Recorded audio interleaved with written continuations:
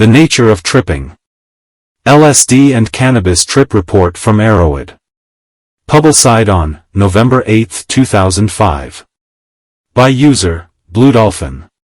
Gender, male. Body weight, 68 kilograms. This, the most anticipated trip of the summer, was a real letdown in a lot of ways. Pre-trip introductions and ramblings. The trip that was about to take place was planned perfectly, and everyone was super excited.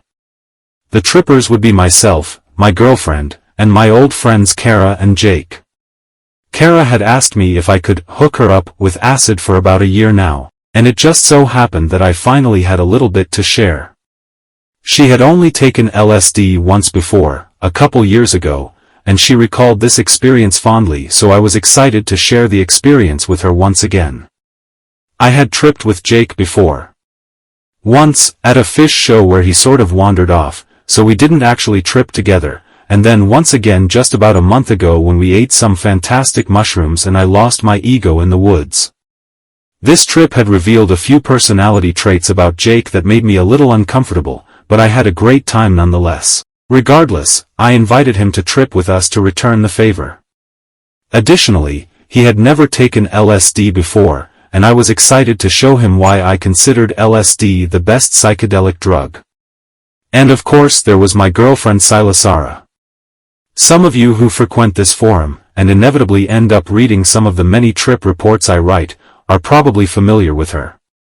She is my one love, my grounding force, and she also likes to take LSD. Why not bring her along too? Myself?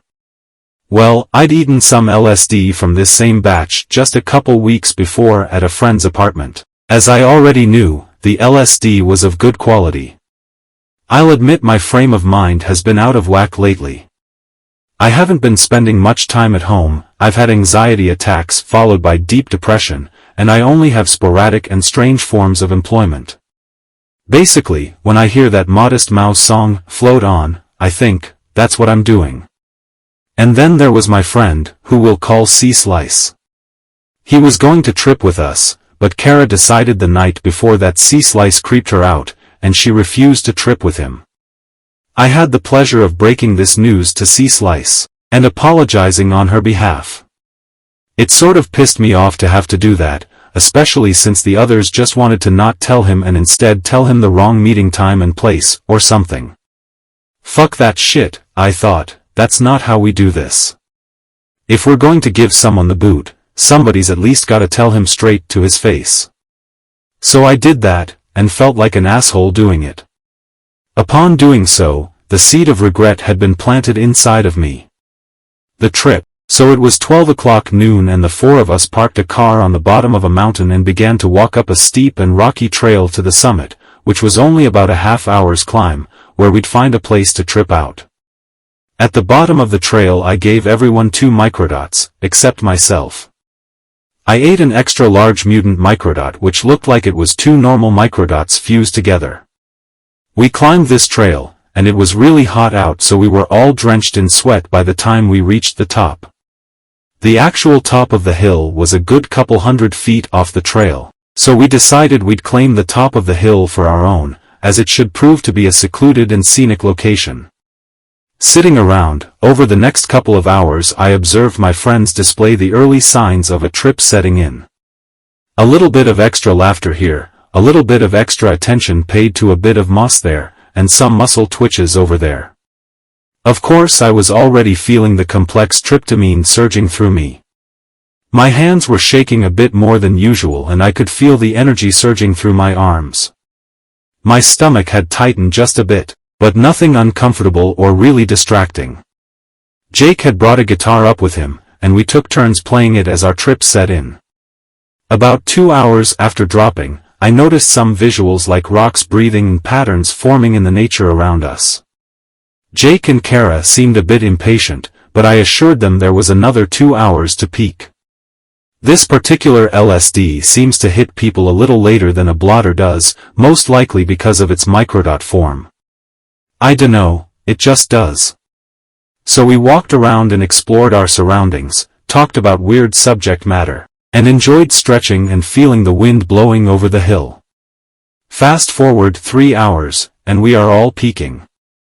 At this point I feel like I need a change of scenery, and suggest going for a walk. I know the trails around this area well, and I know there are some particularly nice areas only a few minutes away. Why not explore rather than sitting in the same place for the entire day? It was not just this particular spot that was getting to me. It was Jake. I thought I could barely stand to listen to him brag about how much ganja he sells one more time. It's not about the money. Yeah, right. Furthermore, I was tired of listening to him dominate the conversation by constantly changing the topic to something which allowed him to show off how well-traveled he is and what a deep thinker he considers himself. Furthermore, whenever I couldn't give a shit about what he was talking about, and spent a few moments looking around at nature or thinking to myself, he would direct his conversation at me. Of course I wouldn't know what he was talking about because I stopped listening, and then he would say something like, "BD is zoning out again," or, "It's okay, just go back into your own little world." Then he would look to Kara and my own girlfriend of almost 4 years for some sort of reinforcement for this condescending behavior. Normally I would have said, "My own little world? What the fuck are you talking about, kid? My own little world doesn't revolve around listening to your verbal masturbation. That's right, poking this rock with this stick is exponentially more interesting than you. Put your fucking shirt back on and get over yourself." But as many of you know, tension on LSD must be avoided at all costs. Especially at the peak of a trip, and with nowhere to go besides this hilltop for the next several hours. So, feeling absolutely no need to explain myself, I said nothing. While there was a thunderhead slowly gathering humidity inside my brain, I remained neutral in outward appearance. Silasara was rocking back and forth in her camp seat, and I wondered what she was thinking and experiencing. I could feel the tension oozing out of her, but I didn't ask her for 3 reasons. First, I no longer felt like I was in the company of trusted friends, and any conversation I was to have with her, I wanted to be private. Second, I am always very respectful of people's rights not to reveal their thoughts, especially in front of other people, until they are ready to do so. I wish people would extend me this courtesy more often.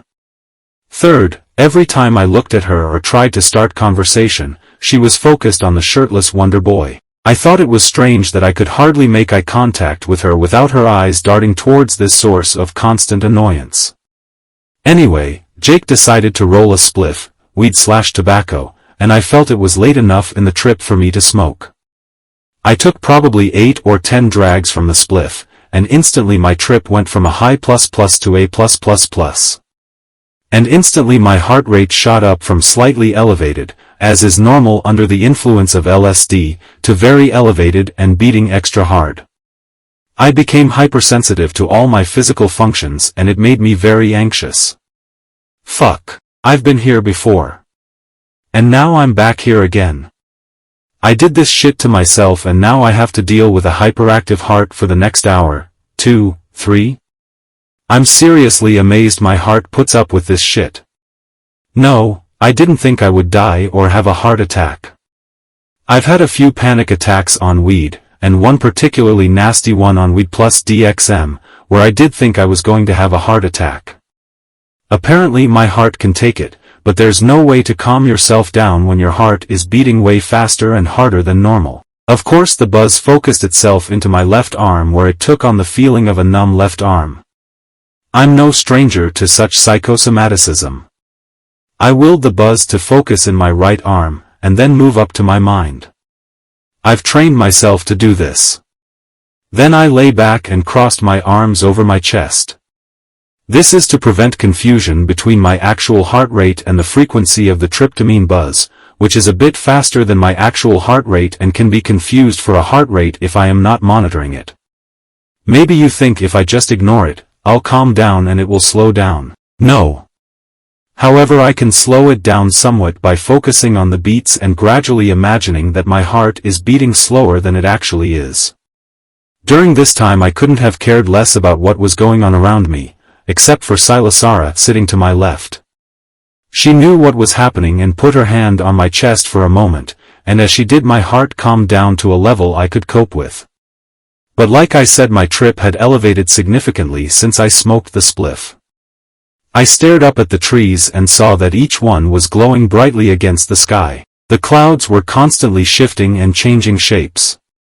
The trees, however, were taunting me. I wanted to stop looking at trees. I was sick of all these damn trees, but no matter where I looked there were trees. I tried closing my eyes, but the CEVs were not pleasing to look at. So I stared at the trees and made the entire forest turn into a fractal pattern. Well, that's cool, I guess. Then I heard Jake mention something about me being in my own world, zoning out looking at the tree tops. I harnessed my negative energy and directed it in a beam right at him. I want you to feel what I am feeling. Right after that, to my great satisfaction, he appeared to be struck by the intensity of the trip. He laid back and stared at the tree tops himself.